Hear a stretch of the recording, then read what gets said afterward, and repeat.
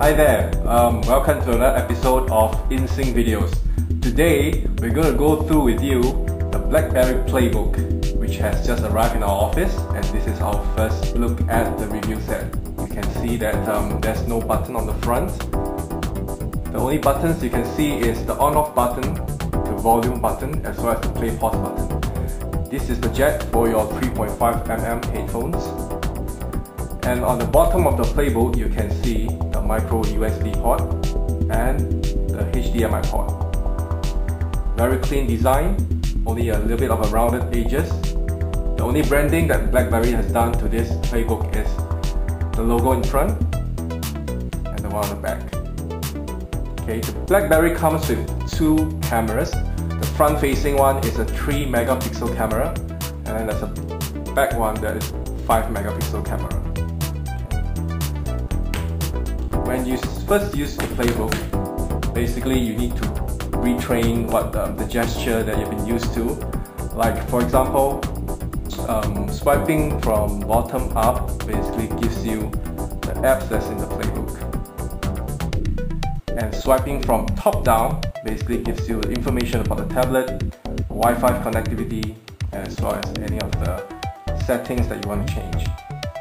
Running the multitasking capability is a 1 GHz dual-core processor, a 1 gig RAM, as well as the QNX operating system. As you can see, I've already launched a few apps that's on my multitasking plane. Very fast, very intuitive. What's so cool about this is that, imagine if you are watching a video. Let me just launch a video from the library.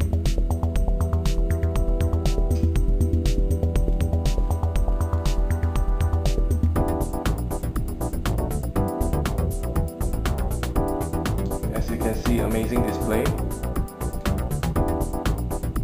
So the multitasking works in a way that once you exit the program, it still plays, and then if you enter into, for example, if you want to play a game or browse the internet, let's go into a game. Basically, it continues from where you left off, and you can go back to the video anytime without disruption. Other features that we're going to show you is the browser. As you can see, the browser is fully Flash supported, as well as HTML5 supported. So we're just going to click into one of our tech feature articles.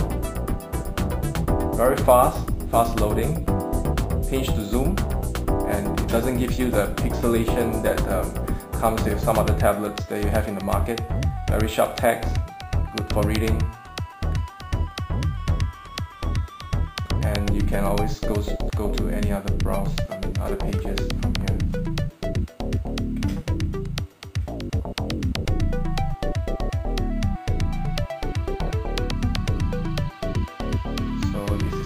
That we took recently. As you can see, I'm going through the various apps. You will hardly see any lag time between how I launch one app and multitask to another app.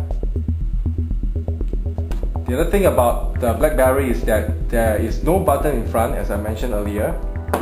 There's only a small on-off button here that operates your screen. And you probably need to, put your finger here and then press it very accurately with force to turn off the screen and on, which is kind of a little bit of a chore, if you ask me. The last thing is that BlackBerry has announced the support for the apps that comes from the Android market.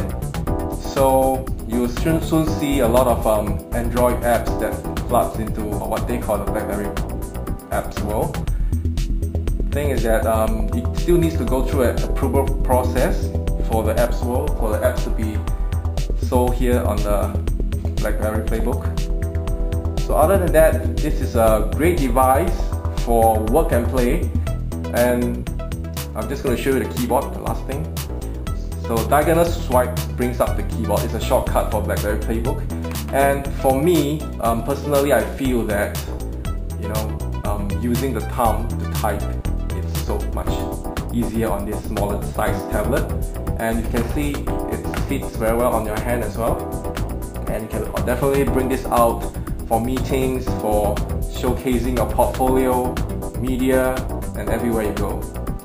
So the BlackBerry Playbook will ship to Singapore by the end of June. There's no price release yet, but pre-booking is available at all the telcos and some of the authorized dealers in Singapore.